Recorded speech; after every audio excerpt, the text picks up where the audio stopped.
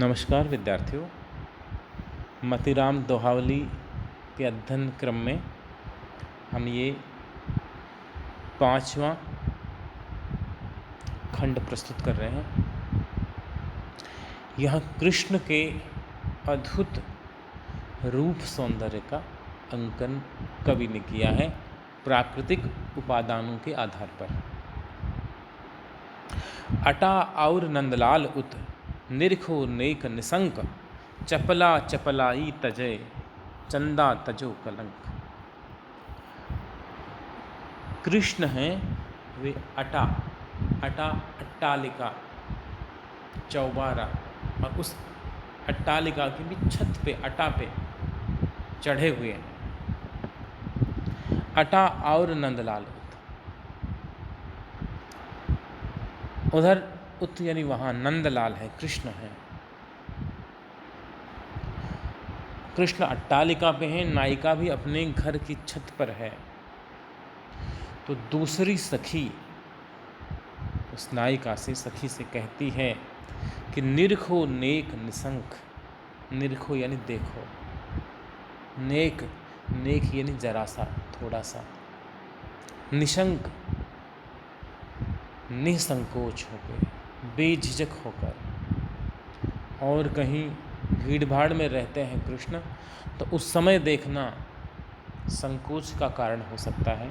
मन में लज्जा संकोच भाव हो सकता है। लेकिन अब अट्टालिका पे कन्हैया चढ़े हैं और तुम अपनी छत पे चढ़ के और उन कृष्ण को जरा निशंक होके, बेझिझक, थोड़ा संकोच छोड़ करके निरख लो, देख लो। क्योंकि कृष्ण का सौंदर्य है वह अनूठा है, अद्भुत है।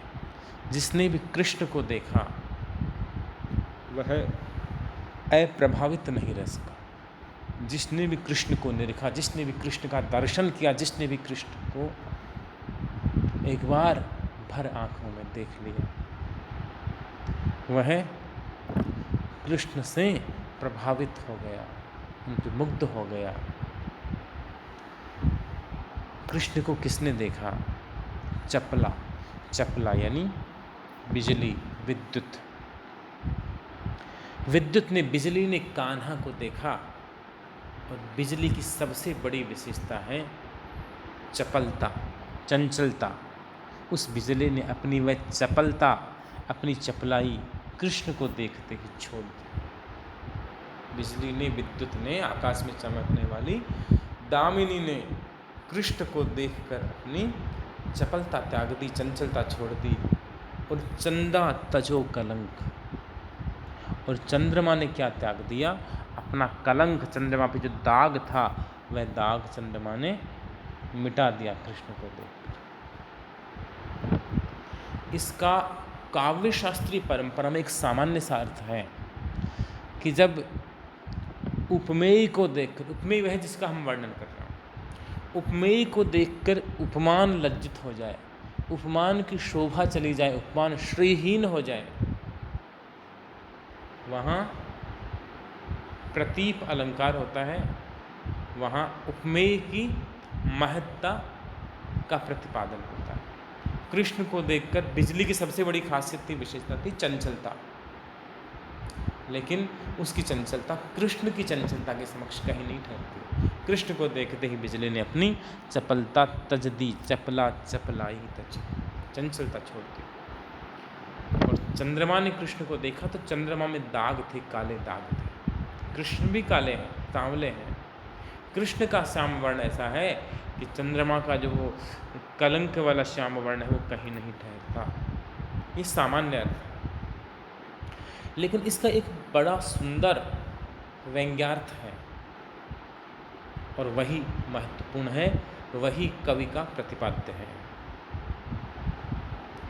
कि प्रेम वास्तव में है क्या, और प्रेम भी कृष्ण का प्रेम, ईश्वरीय प्रेम है क्या। जो ईश्वरीय प्रेम में बंध गया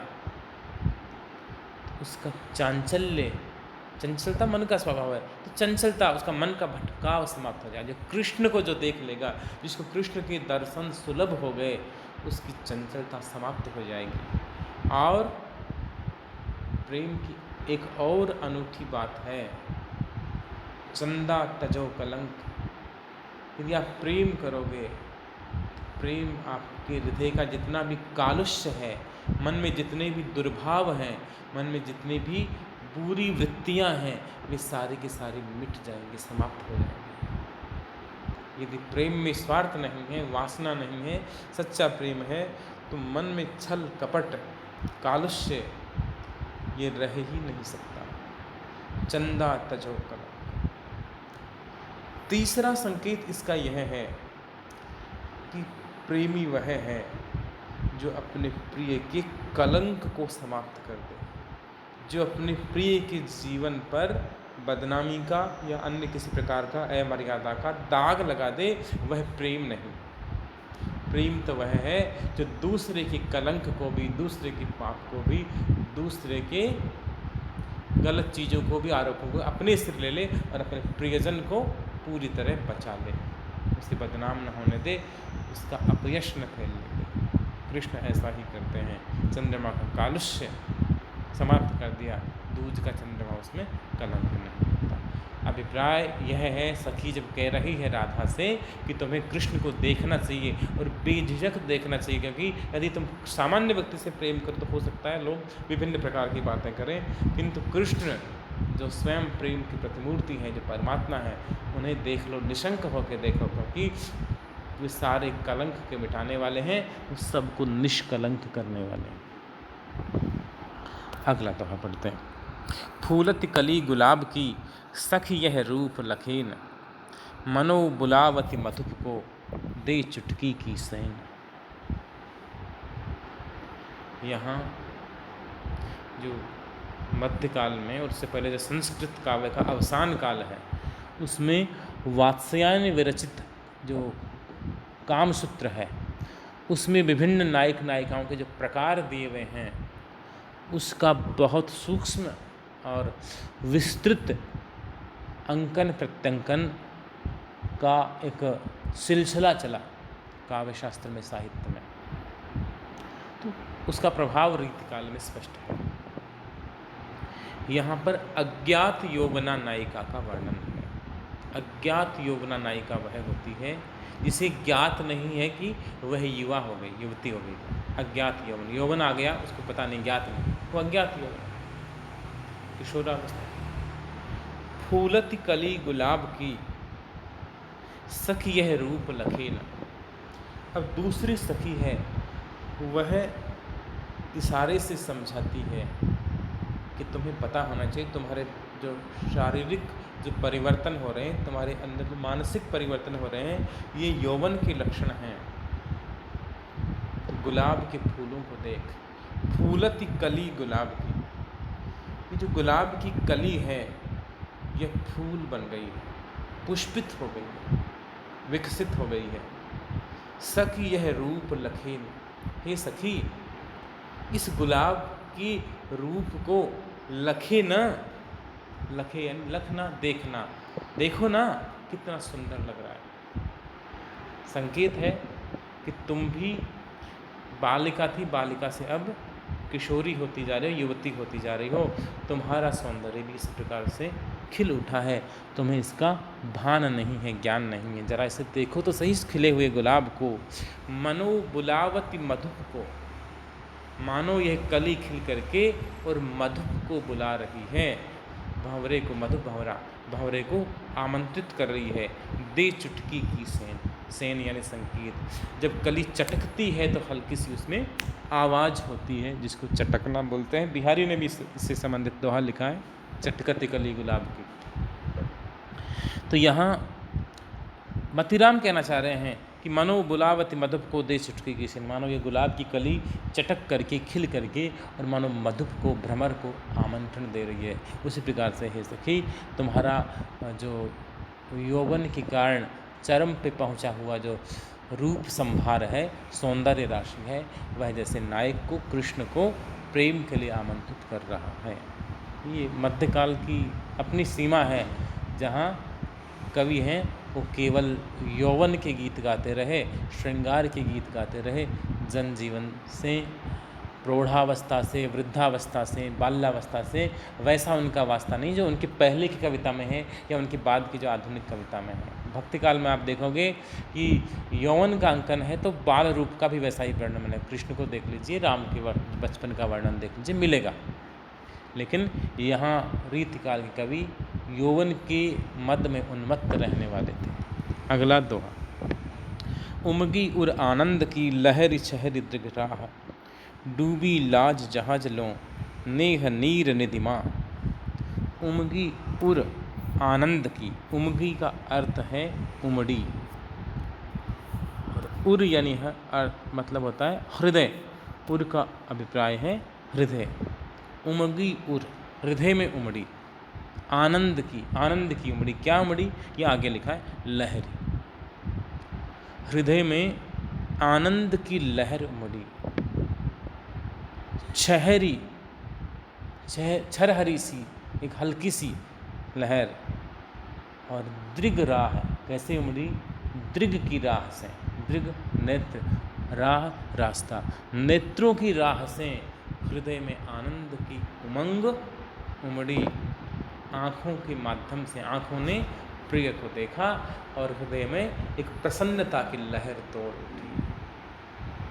नेत्रों की राह, नेत्र मार्ग हैं, राह हैं हृदय तक पहुँचने के लिए। तो उमगी और आनंद की लहरी चहरी दृग राह। जब गायिका ने अपने प्रियतम को देखा, प्रिय को देखा, कृष्ण को देखा, कान्ह को देखा, तो नेत्रों की राह से हृदय में आनंद की लहर उमड़ चली और डूबी लाज जहाज लो।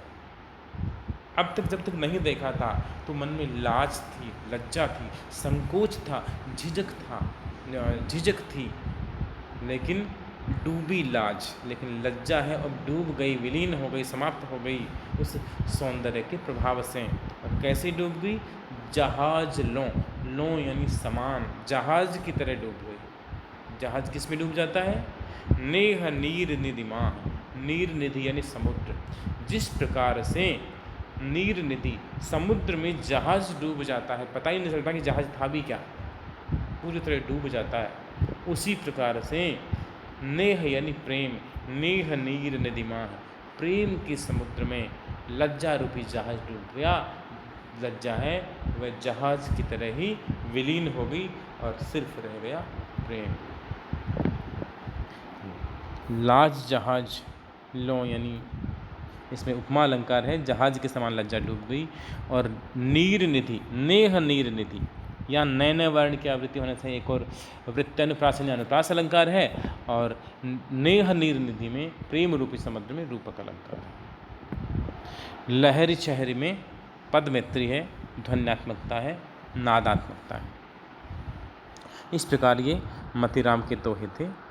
आगे हम रीतकाल के अगले कवि को पढ़ेंगे अगली कक्षा में। धन्यवाद।